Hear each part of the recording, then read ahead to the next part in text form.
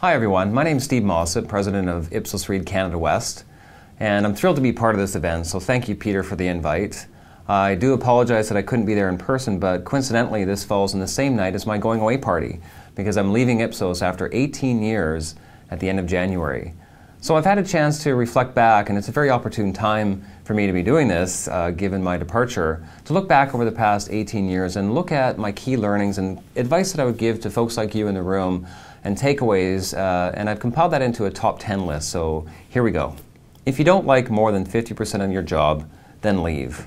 You know, life is too short to be in a job that you don't like, and I see this every day where people run across situations where they're complaining about their life at work and they're really not happy, and others who love their job, and the people who love their job typically succeed in it and do well, and those who complain tend to not do well. So if you're in a job where it's getting to that border threshold of 50% is not fun to be at, it's time to go.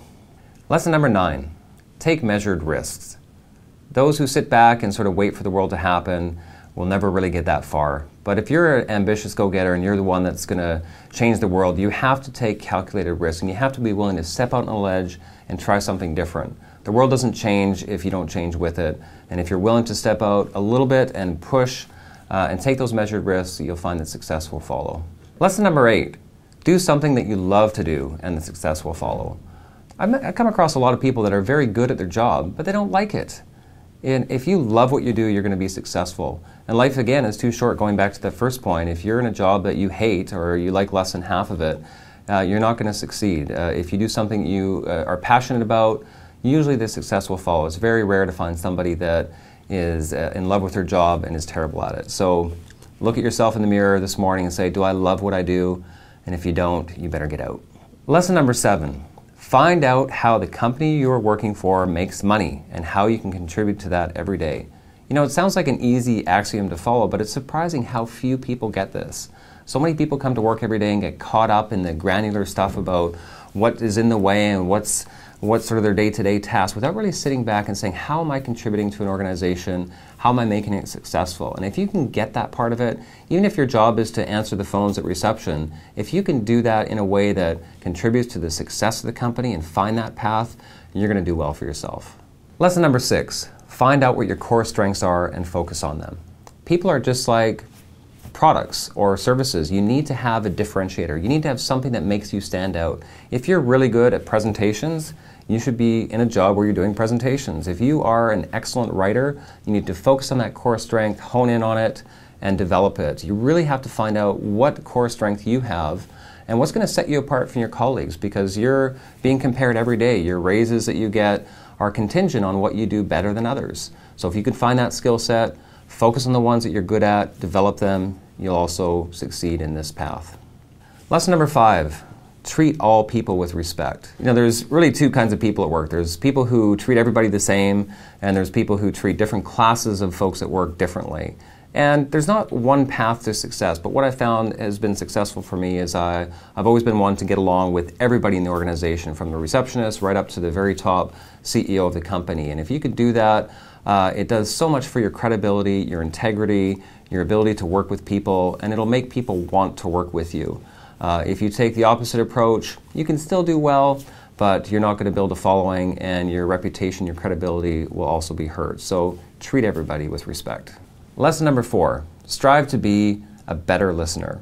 And I think this is a piece of advice I'd say that everybody can benefit from and everybody can learn.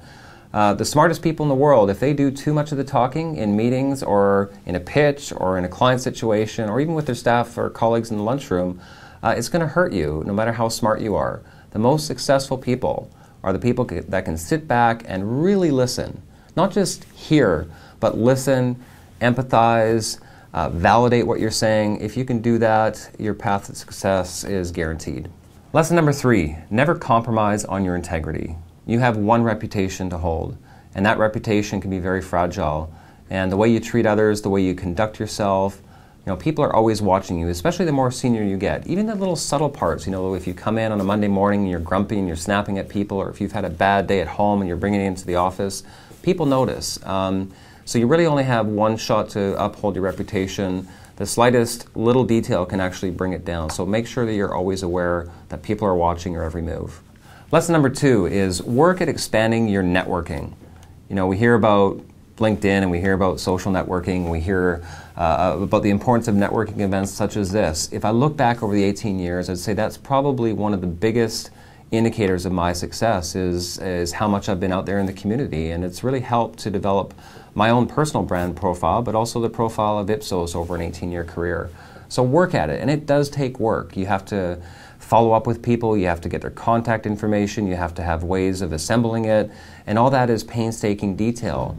And you need to get out there in community events such as this one and other marketing events and network and spend the time at it, because you never know when you're going to have to rely on that.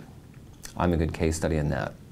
Lesson number 1 is hire the best people and conversely fire the worst. And almost every management book will tell you this, that people are what makes a business. It doesn't matter what kind of business you're in, people are the ones that make it. And I tried way back in my career, I came across a number of employees that were a challenge. And I spent many years trying to correct them and fix them. And I found that, year after year, I'd take out the same review with individuals that had certain challenges, and I would try and fix them and say, here's your weaknesses, work on those. Next year, pull out the review, the same thing, work on these.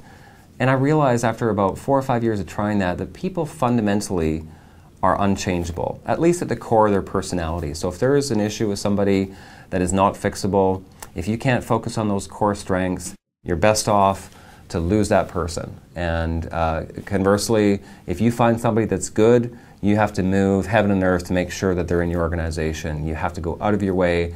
When you know somebody is good at what they do, you have to be able to pull out all the stops and make sure that person's on board, because that is the fundamental difference in nearly every business, is the people. So with that, thank you for listening, and I hope I've been a help to you. I wish I was there to hang out and network with everybody here, but I've got a few too many drinks in me at this point, and I'm having some fun. So I'll see you in my next career.